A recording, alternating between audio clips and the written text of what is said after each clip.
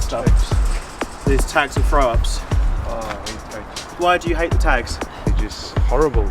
I just want to see something nice, beautiful. They're putting up a logo. It's about what the tag represents, what their previous work represents, and throw-up is sort of like a blown-up version of a tag. It's your logo. Right.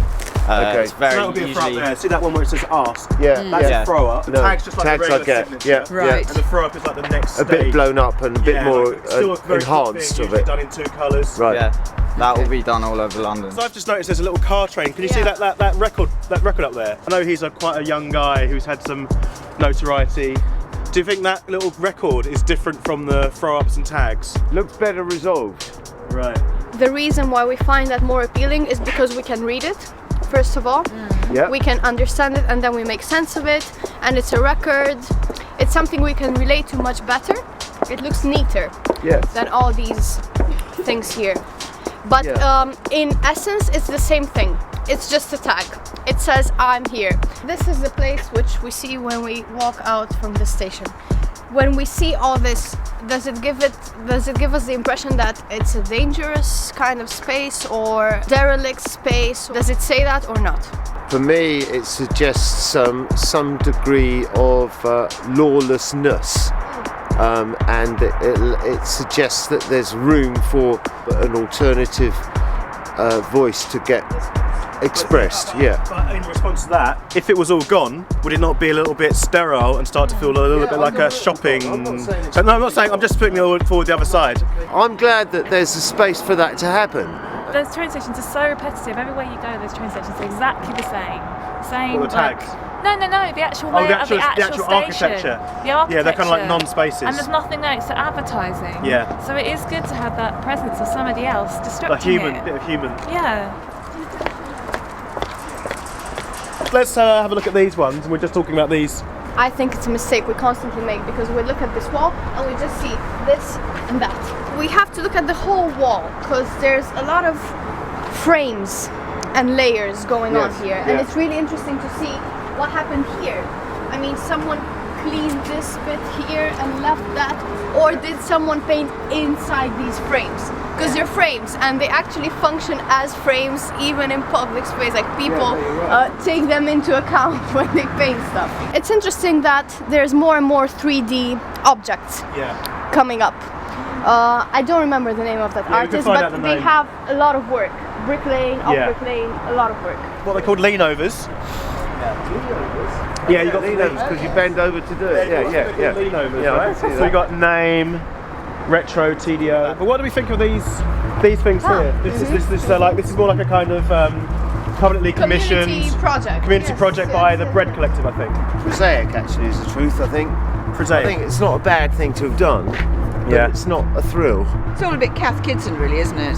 Cute and sort of kitcheny, retro, looking back at the 50s when life was all simple and made of enamel, and we had signs on everything telling us where to put stuff.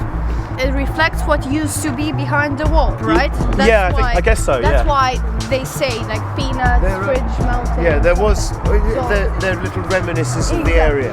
Someone's like left the fridge here and painted it. That reminds me of Keith Haring.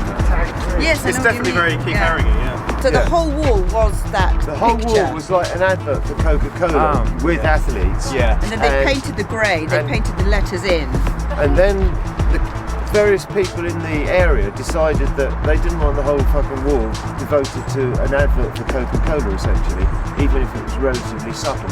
People have obviously thrown paint that you can see there. Yeah. Is that like a legitimate form of protest? Yeah. If you don't like a bit of public art, to throw paint in it? Or was it even public art because it was more like an advert?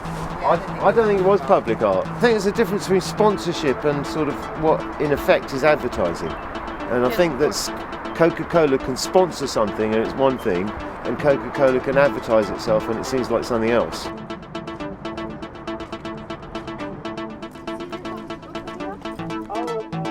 Are these just bikes or are they street art? What does people think? Street It art. hasn't been ridden too much. Street art. You think this is street art? Yes, this is the orange one, I You think. think the orange one is? Yeah, definitely. Even if they're bikes, they're also something like art, Right. I think. They could be art because they give different perceptions of an object we're so used to. And this is something you're not used to seeing because it's a bike, but it's not exactly a bike. So in that way, it works as art. It's got a level of invention. It's got an incongruity. It's got a point of focus that's made us all stop and talk about it. So it's a bit like art. Yeah. I think they're quite like sculptures. I see them as sculptures here. Yeah. You know, it's very interesting. I love this. There's another one around the corner. Let's carry on.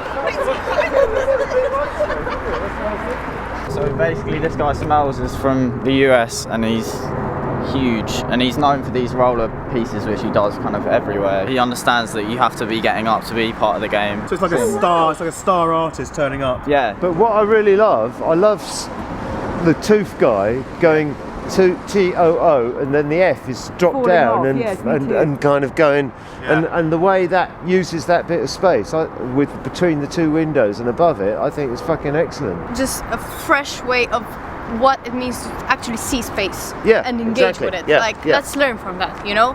That's 'Cause what we I all think as well. follow our fixed routes, whatever, blah, blah, blah. But that, yeah, it's amazing. I've come here several times and little bits and bobs. Hi. Oh, Pollock. Trashing is not a crime refers to this statement, you know? That the fact that they wrote over a poster, that it's not a crime. It's amazing what people can just unsee. They just don't see what they're not interested in. And we can sit here and look at this entire wall and, you know, like do like a test. Well, I'll have a picture and show it to you and, you know, for 1 second and then what did you see? And you'll probably say, I don't know, a green lizard or, you know, and just like mess. Yeah. This isn't designed for somebody like me to understand. It's meant to alienate me in a way. Exactly. You know, it's not doing its job properly if suddenly I feel all warm and cosy and I want to have a poster in my room. This is a really interesting kind of courtyard because you've got like this new building. There used to be some really amazing graffiti in here, and they've cleaned it all out to build this new building. I think it's a real portrait of the city. It's a real portrait of Hackney Wick. Exactly. You've got the two worlds colliding. You've got the old and the new. And the trash, it's amazing. It's closed off. Yeah. Gives you a bit more time, it's a bit less pressure I think.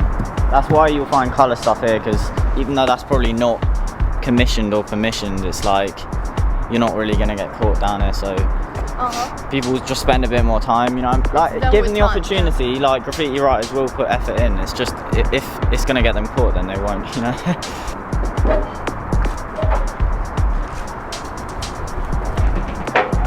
Green Suso there.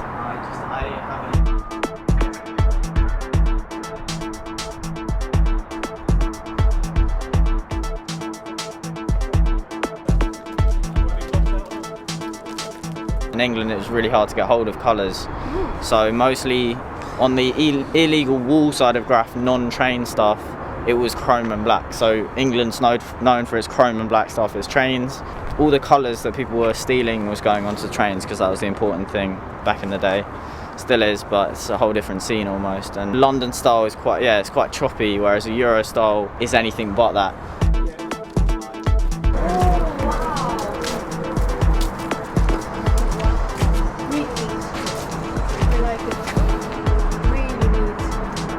And again, see the frames. They work as frames. People often use the natural frames they see, right?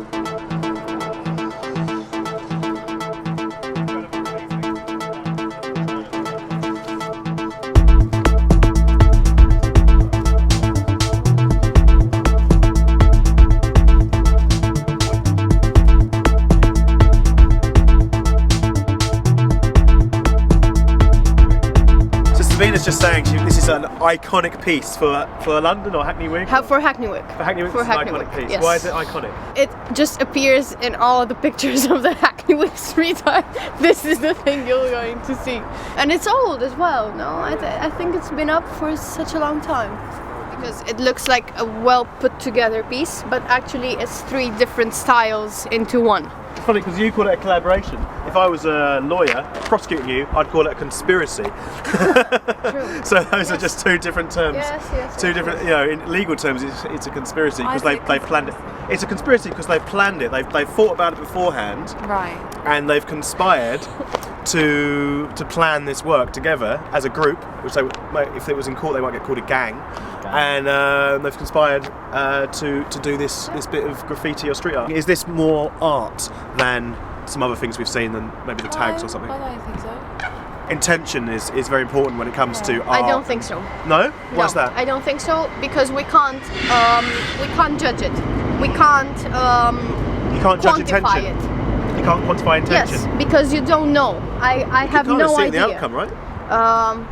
Yeah, well, what you see in the outcome is what you see, not what the artist wanted you to see, or whatever the writer wanted you to see. Because I'm just a tourist, I've never been to London, I know nothing about these people, I walk down here.